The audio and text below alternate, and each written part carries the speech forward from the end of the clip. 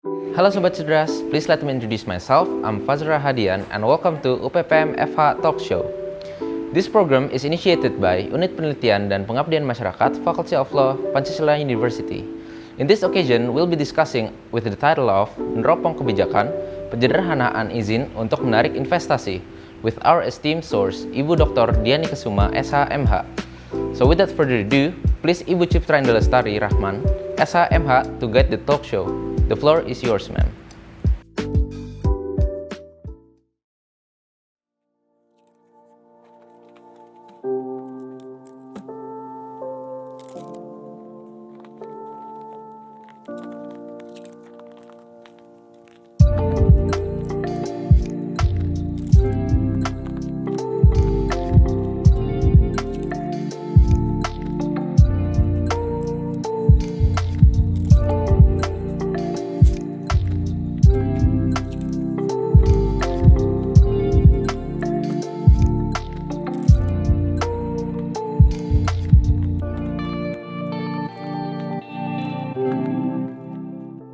Thank you Fajra, welcome to UPPM Talk Show. Kali ini kita akan membahas mengenai neropong kebijakan penyederhanaan izin untuk menarik investasi. Mungkin tadi sudah disampaikan oleh Fajra siapa narasumber kita. Sebelum itu, saya sampaikan dulu bahwa teman-teman atau sobat cerdas semua, di 2023 pemerintah menargetkan 1.400 triliun untuk mengumpulkan investasi, tentu untuk pembangunan negeri ini. Di 2022 sudah mencapai 1.200 triliun. Siapa yang tidak optimis kalau sampai 2023 dapat mengumpulkan 1.400 triliun? Nah, salah satunya adalah kebijakan melalui instrumen hukum, yaitu melalui pemangkasan perizinan. Nah, proses tersebut sudah digaungkan sejak tahun 2020, bahkan mungkin sebelumnya melalui PTSP dan berbagai macam instrumen lainnya. Penyederhanaan proses perizinan yang merupakan bagian dari public service reform tentu harus ada penyesuaian oleh masyarakat sendiri. Dengan penyesuaian itu adanya tentunya pro dan kontra. Lalu bagaimana kita menghadapinya? Untuk itu kita akan berdiskusi dengan dosen Fakultas Hukum Universitas Pancasila, suatu akademisi yang cantik, anggun dalam bidang hukum administrasi negara dan peradilan tata usaha negara di Fakultas Hukum Universitas Pancasila. Beliau merupakan doktor ilmu hukum yang mengkaji dalam disertasinya dengan berjudul Reformasi Pelayanan Publik untuk mewujudkan New Public Service dalam kaitannya dengan kewenangan peradilan tata usaha negara. Tentu bukan hanya itu, berbagai macam karya ilmiah berkaitan dengan hukum administrasi negara dan juga public service beliau sudah keluarkan. Nah, mari kita sambut Ibu Dr. Diani Kesuma, SH.MH. Oke, selamat pagi, siang, sore, karena kita di YouTube nih Bu. Gitu ya. Sehat Bu? Alhamdulillah. Tentu ya, semakin cerah, semakin anggun, itu udah tidak terkalahkan di FHUP lah Bu Diani. Oke. Terima kasih Mbak Cipta. Ya, Ibu, sebelum kita talk show atau chit-chat santai, ini ada satu video yang mungkin dari kelas Ibu ya berkaitan dengan proses perizinan. Sebelum kita masuk ke materi atau kita tanya jawab, mungkin sobat cerdas boleh menyaksikan video tersebut dulu ya Bu? Iya. Pastinya. Silakan, video ini tentang izin usaha membuat kafe. Silakan disaksikan. Assalamualaikum warahmatullahi wabarakatuh. Salam Om Swastiastu, Namo Buddhaya. Perkenalkan, nama saya Arifaldo dan izinkanlah saya untuk memperkenalkan perizinan berusaha berbasis risiko, perizinan berusaha coffee shop bernama Particular Coffee. Apa itu perizinan berusaha berbasis risiko? Perizinan berusaha berbasis risiko adalah legalitas yang diberikan kepada pelaku usaha untuk memulai dan menjalankan usaha dan atau kegiatannya berdasarkan tingkat potensi terjadi cedera atau kerugian dari suatu bahaya atau kombinasi kemungkinan dari akibat bahaya. Lalu konsep perizinan ada 3. Yang pertama, mekanisme penetapan jenis perizinan berusaha dengan pendekatan berbasis risiko atau RBA, Risk Based Approach. Lalu yang kedua, perizinan berusaha berbasis risiko pada dasarnya mengubah konsep perizinan yang bersifat ex ante, persyaratan dipenuhi dulu di awal, dengan konsep perizinan ex post, yaitu adalah verifikasi dilakukan setelahnya. Yang ketiga, Proses verifikasi atas pemenuhan standar merupakan bagian dari proses pengawasan yang merupakan komponen penting dari perizinan berusaha berresiko.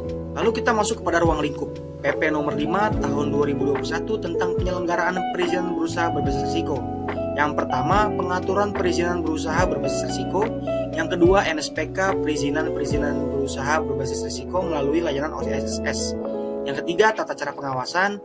Yang keempat, evaluasi dan reformasi kebijakan. Yang kelima, pendanaan. Yang keenam, penyelesaian permasalahan dan hambatan perizinan. Dan yang terakhir, sanksi.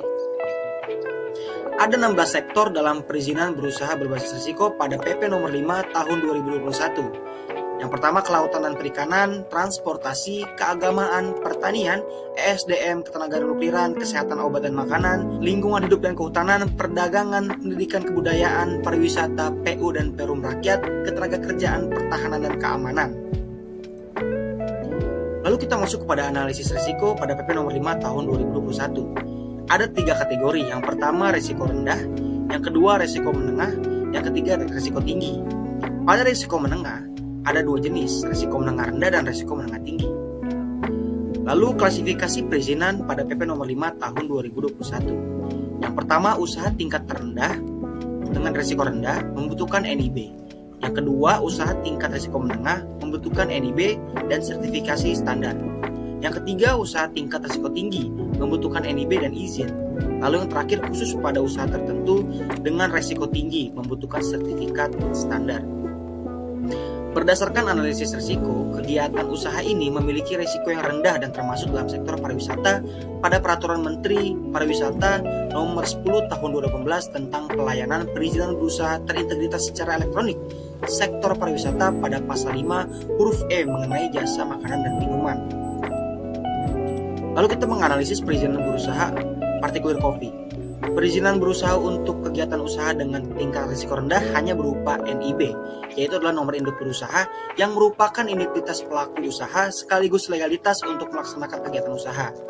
Jika kegiatan usaha dengan tingkat risiko rendah tersebut dilakukan UMK atau usaha mikro kecil, maka NIB berlaku juga sebagai standar nasional Indonesia atau SNI dan atau pernyataan jaminan halal. Lalu hal-hal apa saja yang harus dipersiapkan dalam mendirikan usaha coffee shop? Antara lain, yang pertama, akta pendirian badan usaha. Yang kedua, fotokopi KTP dari pertanggungjawaban coffee shop. Yang ketiga, fotokopi NPWP pemilik coffee shop. Yang keempat, fotokopi pengelolaan lingkungan hidup atau UPL/UKL. Lalu, namun persyaratan ini hanya untuk coffee shop yang mempunyai luas lahan yang besar.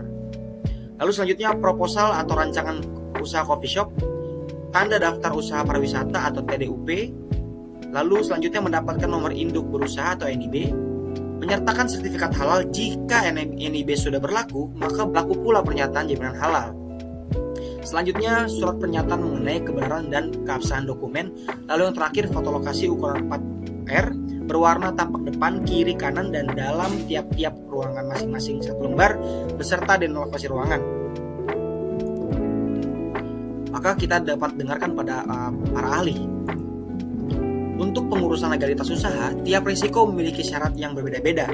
Konsultan EasyBiz Andre menyampaikan bahwa sistem OSS RBA menyesuaikan perizinan lewat risiko dari jenis usaha lewat sistem OSS ini. Usaha dengan skala kecil seperti UMKM tidak dibebankan untuk mengurus proses perizinan yang sama dengan usaha yang skala besar. Adapun beberapa hal yang menentukan risiko antara lain adalah kesehatan, keselamatan, keamanan, dan lingkungan hidup. Dengan sistem baru, dalam pengajuan izin di mana kalau dulu untuk usaha ada syarat yang harus dipenuhi, kalau sekarang lihat tingkat risiko, sehingga yang keluar produk perizinan berbeda. Lalu apa yang membedakan risiko rendah dan menengah dan tinggi? Audrey menjelaskan perbedaan pada 3 tingkat risiko terdapat pada perizinan. Pertama, untuk usaha masuk pada kategori risiko rendah, pelaku usaha cukup mengantongi nomor induk berusaha atau NIB. Dengan mengantongi NIB, pelaku usaha dianggap memiliki izin usaha seperti TDP dan SIUP sehingga dapat langsung menjalankan usahanya tanpa mengurus perizinan lain. Rata-rata kegiatan usaha yang masuk kategori rendah adalah UMKM. Kalau dulu kita ngomong perdagangan jual pakaian atau minuman misalnya, selain mengurus SIUP atau TDP, domisili dan lain-lain, belum lagi kalau dia produk tertentu harus mengikuti SNI. Dengan OSS risiko rendah, izin itu tidak perlu diurus semuanya karena NIB sama dengan TDP dan SIUP. Jadi tidak ada urusan lain. Satu lembar NIW cukup. Nanti bisa dilihat dari PP nomor 5 tahun 2021 di KBLI apa saja usaha yang masuk dalam risiko rendah, jelasnya. Nah, dari sini kita dapat simpulkan, yang pertama, perizinan berusaha berbasis risiko memiliki 16 sektor. Yang kedua, perizinan berusaha berbasis risiko tergantung risiko pada skala besar atau kecil. Lalu yang ketiga, yang menentukan risiko adalah keamanan, keselamatan, kesehatan, dan lingkungan hidup. Lalu yang terakhir, semua perizinan berusaha berbasis risiko memiliki risikonya masing-masing yang berpengaruh pada perizinan berusahanya nanti. Baik, cukup sekian dari saya. Kurang lebihnya mohon maaf. Wassalamualaikum warahmatullahi wabarakatuh. Oke Bu Diani, nih tema ini kita pilih karena mungkin kita juga tidak bisa menampik berkaitan dengan proses entrepreneur. Ya, entrepreneur itu sangat berkembang saat ini di anak-anak muda dan bahkan juga di pelaku usaha yang baru. Nah, sebetulnya Bu, mohon dijelaskan sih Bu, bagaimana sih sebetulnya konsep perizinan itu sendiri? Gitu. Bagaimana Bu dari pandangan Ibu? Oh ya, terima kasih Mbak Cipta, teman-teman semuanya. Sebelumnya saya menjawab konsep perizinan, perlu kita ingat bahwa negara kita, negara Indonesia adalah negara hukum. Jadi semuanya berlandasan hukum. Semua kegiatan bagi warga masyarakat atau pejabat pemerintah harus sesuai dengan ketentuan peraturan perundang-undangan yang berlaku. Nah, kita beranjak dari situ. Nah, kemudian kita tahu bahwa Undang-Undang Dasar 45, khususnya pasal 33, itu pada prinsipnya mengatur bahwa semua yang terkait dengan hajat hidup orang banyak diatur oleh negara. Jadi pemerintah di sini harus berperan untuk mengendalikan dan mengawasi seluruh kegiatan masyarakat yang terkait kegiatan hajat hidup orang banyak. Ya. Jadi kita harus tahu bahwa kenapa konsep perizinan itu dibutuhkan. Ya. Misalnya Mbak Cipta sebagai pelaku usaha ingin membutuhkan lahan untuk membangun suatu rusun. Ya. Nah, Mbak Cipta itu sebagai pelaku usaha harus mengajukan proses perizinan, ya. Karena apa? Mengajukan proses perizinan ke pemerintah. Karena apa? Pemerintah yang mengatur semuanya untuk seluruh peruntukan lahan di Indonesia. Jadi tata letak bangunan itu diatur semuanya oleh pemerintah. Nah, bisa saja kalau memang lahan yang dibutuhkan oleh Mbak Cipta itu tidak sesuai dengan yang diperuntukkan, bisa izinnya ditolak. Tapi kalau sudah sesuai, ya izinnya dikabulkan. Ya. Nah, di sini perlunya kita mengajukan perizinan agar kita selaku pelaku usaha itu mendapat perlindungan hukum dan adanya kepastian hukum di sini. Semua ketentuan ya penggunaan terutama yang terkait dengan hajat hidup orang banyak diatur oleh negara. Oke. Ya. Berarti perizinan itu salah satu instrumen, memang instrumen yang diperuntukkan atau yang dibuat oleh negara dalam rangka menjamin hak masyarakat secara umum ya Bu ya. Jadi nggak cuma menjamin 1-2 orang aja. Oke, karena kan dari setiap usaha pasti ada dampak yang akan dihasilkan oleh masyarakat lainnya. Nah, terkait dengan itu pula Ibu, di mana izin ini kan merupakan salah satu instrumen untuk melakukan kontrol terhadap kegiatan yang dilakukan oleh masyarakat. Lalu apakah sesuai dengan tema kita, apakah penyederhanaan izin ini sangat diperlukan, di mana salah satunya untuk menarik investasi dalam pembangunan, Bu? Ya, kita harus saya sebagai menyatakan bahwa sangat diperlukan penyederhanaan perizinan berusaha ya untuk menarik investor dalam pembangunan di negara kita ini ya.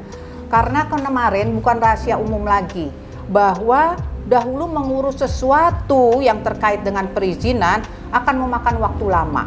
Ya, berbelit-belit ya memerlukan prosesnya, kemudian membutuhkan biaya yang tinggi.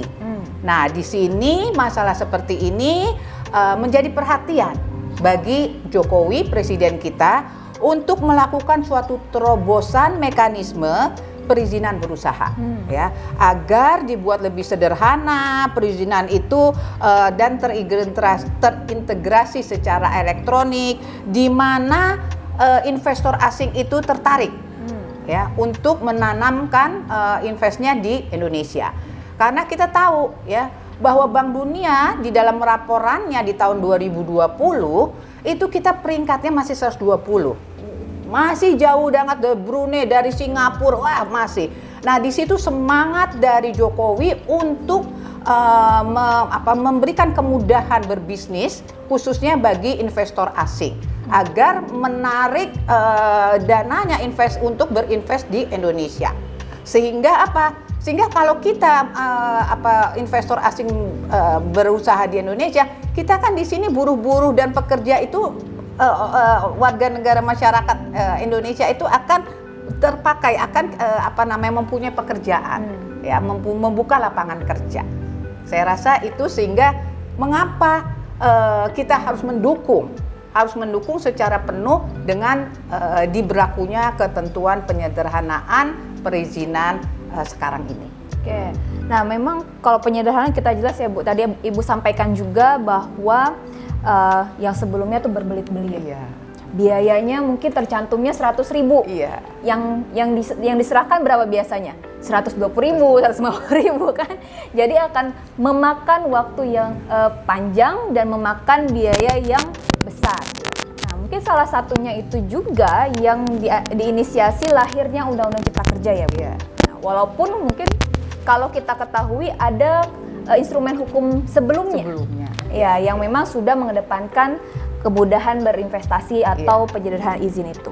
Nah, pertanyaannya Bu, bagaimana tanggapan Ibu sih sebagai seorang akademisi berkaitan dengan adanya perubahan atau penyederhanaan izin itu di dalam klaster pertama di Undang-Undang Nomor 11 Tahun 2020 tentang Cipta Kerja.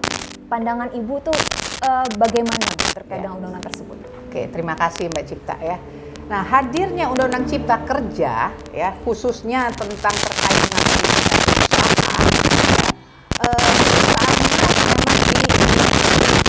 tidak saja oleh investor asing, tapi oleh warga masyarakat yang sebagai pelaku usaha. Ya. Itu dahulu kan tadi saya katakan bahwa dahulu itu mengurus izin itu sulit sekali, berbelit-belit. Ya.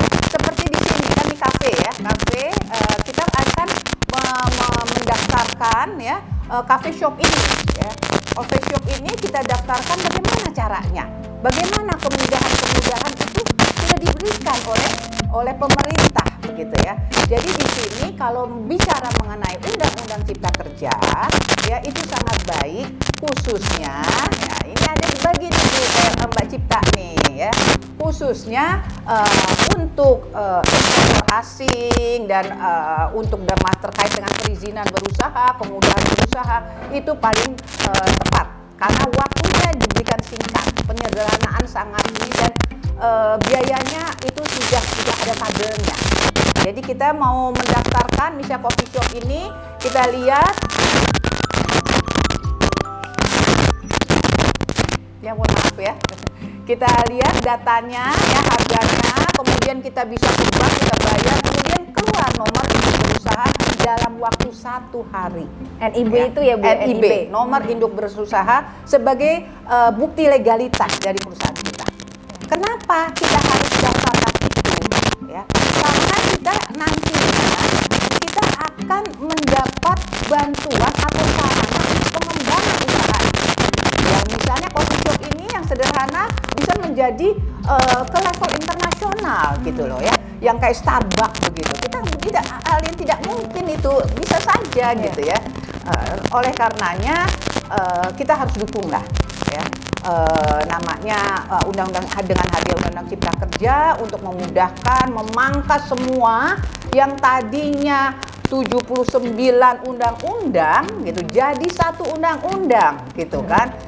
Walaupun kita tahu ya bahwa penerbitan atau pembuatan Undang-Undang Cipta Kerja itu menurut putusan Mahkamah Konstitusi itu masih dikatakan merupakan ya bersifat inkonstitusional bersyarat ya. Karena apa? Karena tidak di dalam Undang-Undang P3 ya, penyusunan perundang-undangan itu belum mengatur mengenai teknik omnibus law.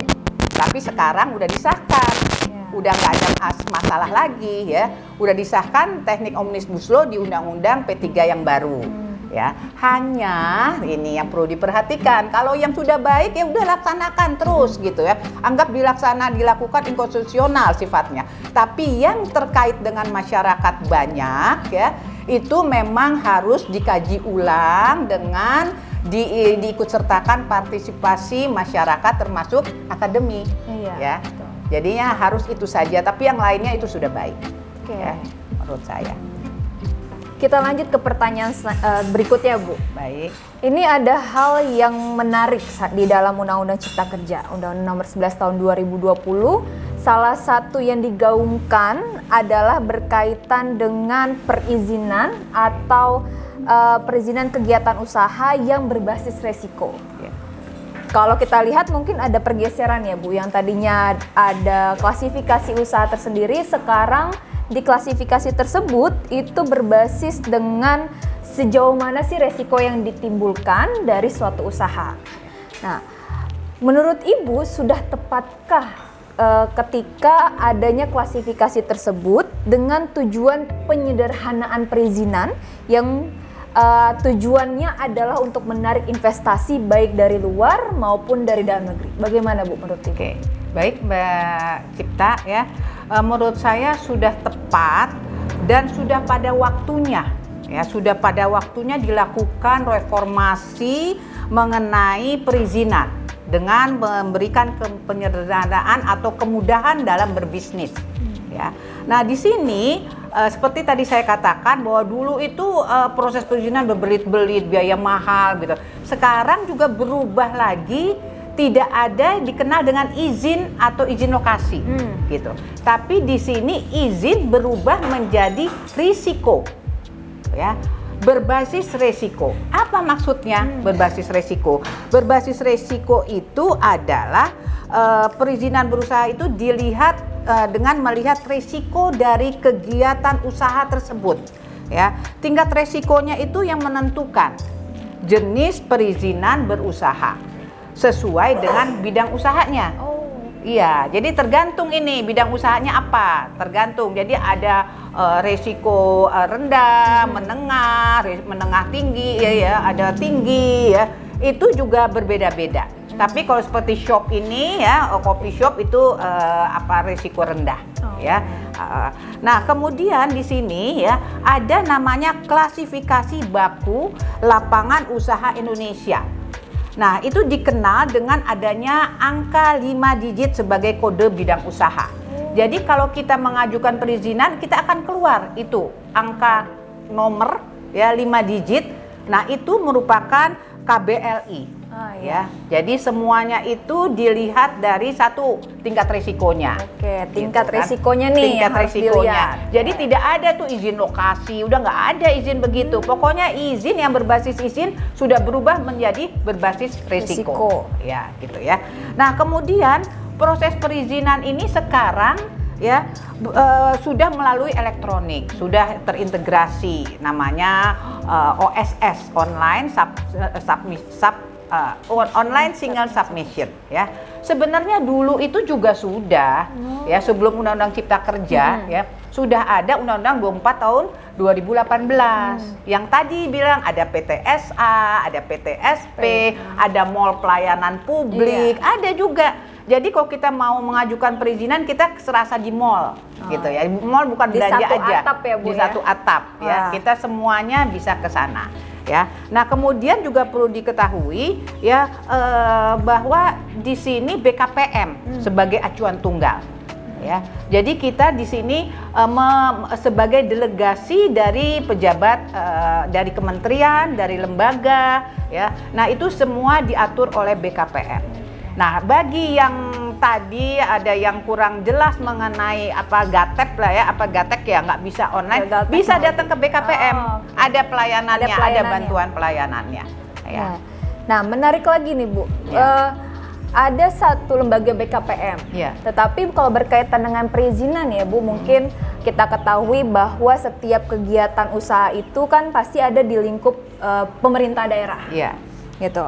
Nah, di mana otomatis ketika lahirnya Undang-Undang Cipta Kerja ataupun peraturan perundang-undangan sebelumnya yang menyederhanakan perizinan itu diberikan kewenangan kepada pemerintah daerah untuk mengelola berkaitan dengan perizinannya. Nah, di dalam Undang-Undang Cipta Kerja berkaitan pengelolaan itu melalui merujuk pada yang namanya NSPK. Itu NSPK untuk membentuk suatu peraturan daerah mengenai kemudahan berinvestasi agar masyarakat secara aktif ikut serta dalam pembangunan. Ada satu potensi sebetulnya ya Bu, dengan diaturnya suatu NSPK atau norma standar baku yang ditentukan, baik ditentukan oleh pemerintah pusat ataupun pemerintah daerah. Nah, kewenangan ini tuh dapat dimanfaatkan mungkin ya Bu oleh pejabat Oknum pemerintah. ya? Oh, betul. Oknum. Oknum nih kayaknya Ibu udah tahu nih arah pertanyaan saya mau kemana ini. Nah, oknum pejabat pemerintah sehingga terjadinya tindak pidana korupsi. Oke. Lalu bagaimana menurut Ibu Ya. untuk mengantisipasi hal tersebut? Oke, ya. Nah, sebelum saya menjawab yang ada tindak pidana korupsi, gitu ya, Siap. saya harus sampaikan ini, ya, bahwa Undang-Undang Cipta Kerja tidak sedikit pun menggugurkan kewenangan daerah. Jadi daerah itu jangan takut. Ibaratkan dengan Undang-Undang Cipta Kerja kewenangannya yang dia bisa memberikan perizinan jadi dicabut, tidak. Ya, tidak ada sedikit pun menggugurkan kewenangan daerah. Tidak ada satupun izin usaha yang ditarik ke pusat. Ya, semuanya itu kewenangan diberikan kepada daerah sebagai delegasi. Ya. Tapi di daerah harus membuat yang tadi katanya NSPK, norma standar prosedur sama kriteria, itu dibuat oleh Pemda, oleh daerah dengan partisipasi dari masyarakat setempat, gitu ya.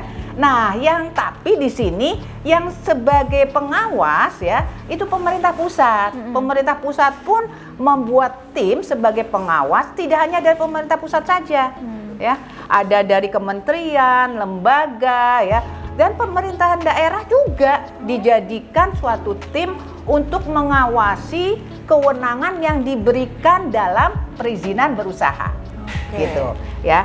Nah, di sini nih ingat bahwa proses perizinan berusaha semuanya sudah secara elektronik, sudah terintegrasi secara elektronik, gitu ya. OSS itu. Jadi menurut saya sudah ada terobosan ya kebijakan yang meminimalisir lah gitu ya potensi dengan adanya korupsi. Walaupun kita tahu ya korupsi, tindak pidana korupsi itu oknum sebenarnya, oknum ya yang barangkali ya karena gini, dulu itu mengajukan izin kan datang menghadap ke pejabat pemerintah. Aduh, males nih prosesnya panjang. Akhirnya bisa nggak minta tolong? Nah, dengan awalnya minta tolong, nah ada harga yang dibayar. Nah, sekarang sudah tidak. Sekarang harga pengajuan izin itu sudah ada tabelnya. Sudah kita lihat usaha apa nih kita mau buka. Ada tabelnya harganya. Kemudian kita bayar ke bank, keluar nomor induk berusaha gitu ya. Jadi saya harapkan kita harus percaya adanya Undang-Undang Cipta Kerja ini ya. Jangan kita berpikir yang negatif aja tentang Undang-Undang Cipta Kerja. Itu ada baiknya gitu loh. Terutama khususnya dalam kemudahan berbisnis atau kemudahan berusaha. Karena laporan Bank Dunia ya, laporan dari Bank Dunia kita sudah naik peringkat nih. Per tahun 2021 ya. 2021 ke 73. Dari 120. Jadi kita harus mendukung semangatnya presiden kita atau pemerintah kita sekarang ini. Dan ingat bahwa pejabat pemerintah itu sekarang sudah sadar diri ya bahwa dia adalah pelayan masyarakat, pelayan publik. Ya, yang memang tidak menerima apa-apa dari, ibaratkan bukan menerima ya tanda kutip ya. Itu dia harus memang wajib melayani masyarakat. Gitu loh ya. Jadi itu semoga kita meminimalisir lah dengan adanya OSS itu, pendaftaran perizinan secara elektronik, dari potensi tindak pidana korupsi. Oke. Nah, terjawab sudah bagaimana cara meminimalisir tindak pidana korupsi. Padahal pemerintah sudah menyiapkan ya, Bu, untuk meminimalisir tindak pidana korupsi itu. Tapi kembali lagi oknumnya.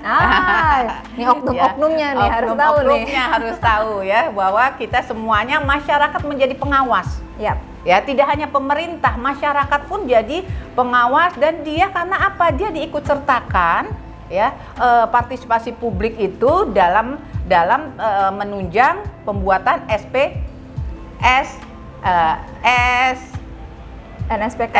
Ya. Aduh, ini ya, mohon maaf ya, NSPK yang dibuat oleh daerah.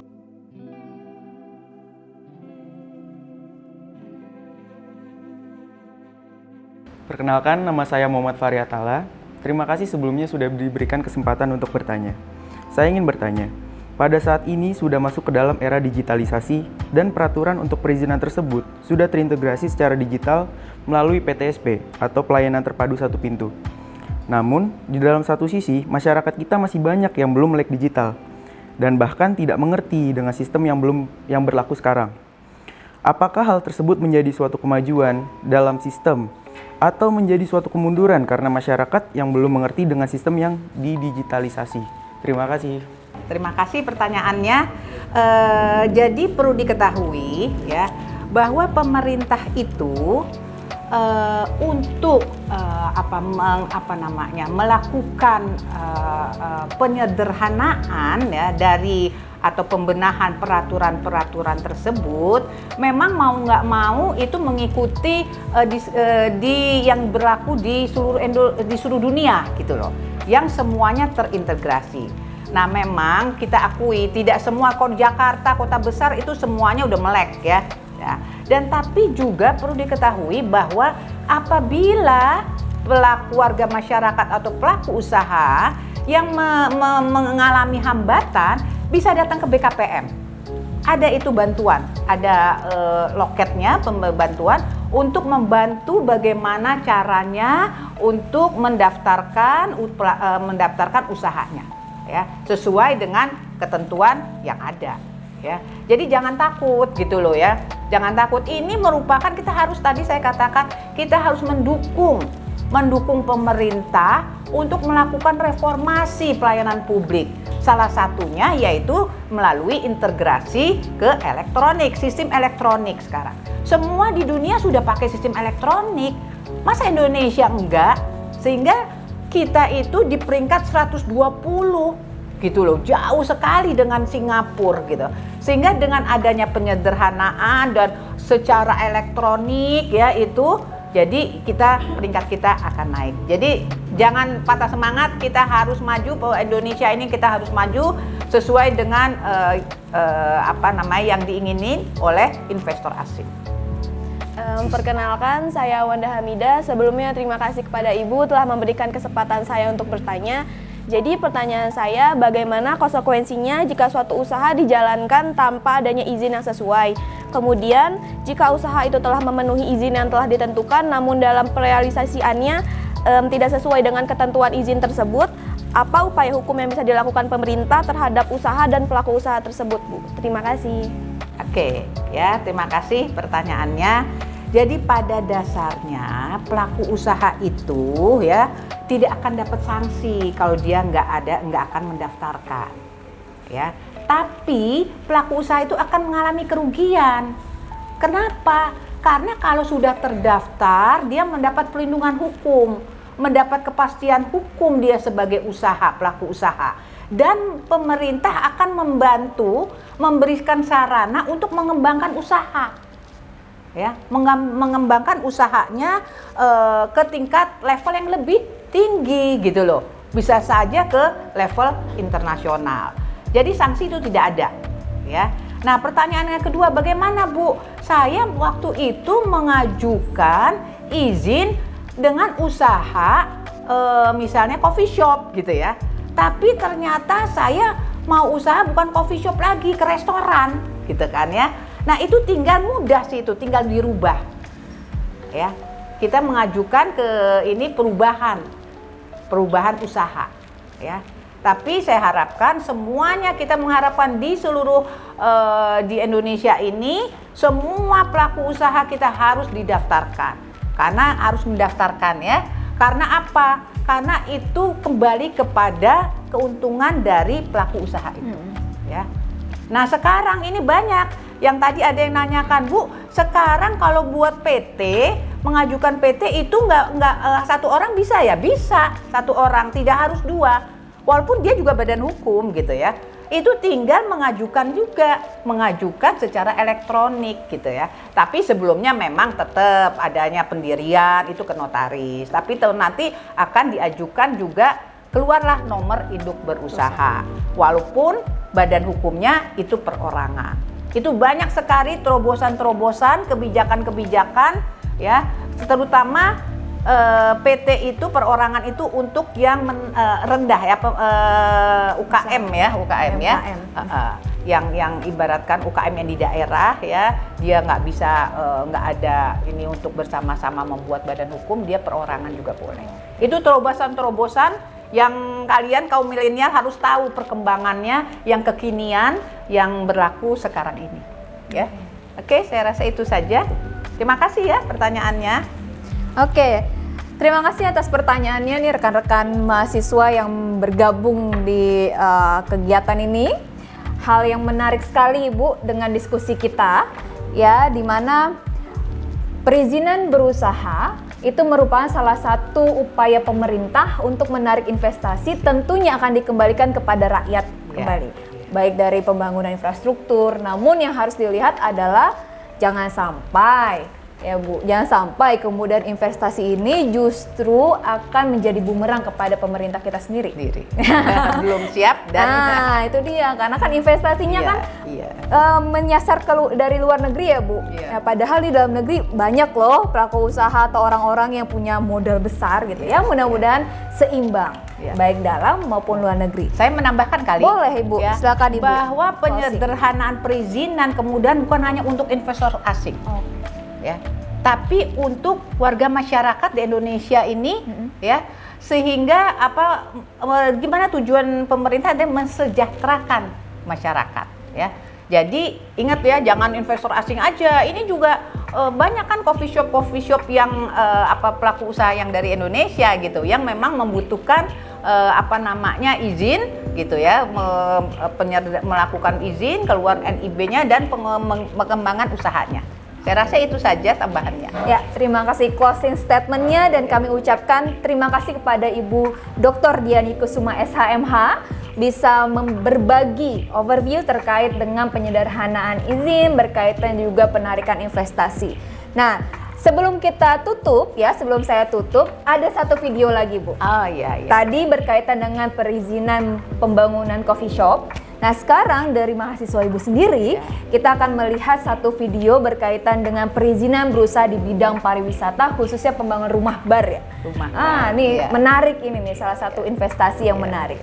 Silakan. Jangan lupa Mbak Cipta. Oh iya, mahasiswa yang ingin ini masuklah daftar di Fakultas Hukum Universitas Pancasila. Karena apa? Tidak hanya teori, dan dia mahasiswa tersebut harus bisa membuat YouTube mengenai tutorial sebagai pengabdian kepada masyarakat. Karena ini kan yang adakan lembaga UPPM gitu ya.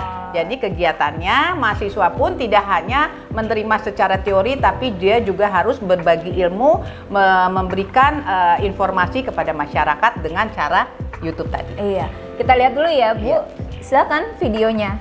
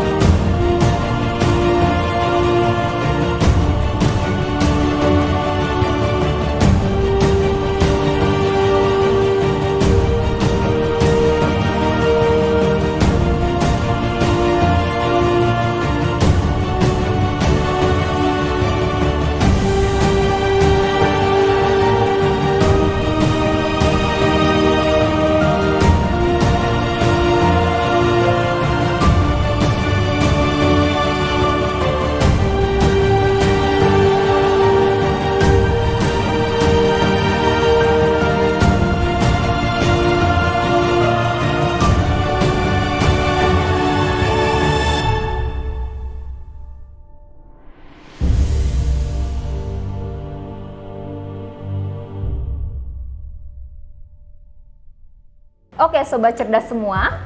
Nah, itu dia chit-chat saya dan juga tadi dipandu oleh Fazra di awal pertemuan kita, di mana kita berbicara tentang meneropong kebijakan publik atau meneropong kebijakan penyederhanaan izin untuk menarik investasi dengan Ibu Dr. Diani Kusuma SHMH. Nah, sobat cerdas semua, kegiatan ini sekarang dilaksanakan di Lisius Cafe. Terima kasih atas dukungannya sudah menyediakan tempat yang sangat luar biasa dan selaras juga dengan materi yang kita diskusikan pada hari ini. Oleh karena itu, saya Cipta Indra Lestari Rahman mohon pamit undur diri dan saya kembalikan kepada Saudara Fazra. Thank you, Ibu Cipta, for the closing statement. On behalf of UPPM Creative Team, I would like to say thank you to everyone who have followed and watched the talk show. Hopefully all of you receive new knowledge which will be useful in the future. I'll be signing off for now and see you next time, everyone. Bye-bye.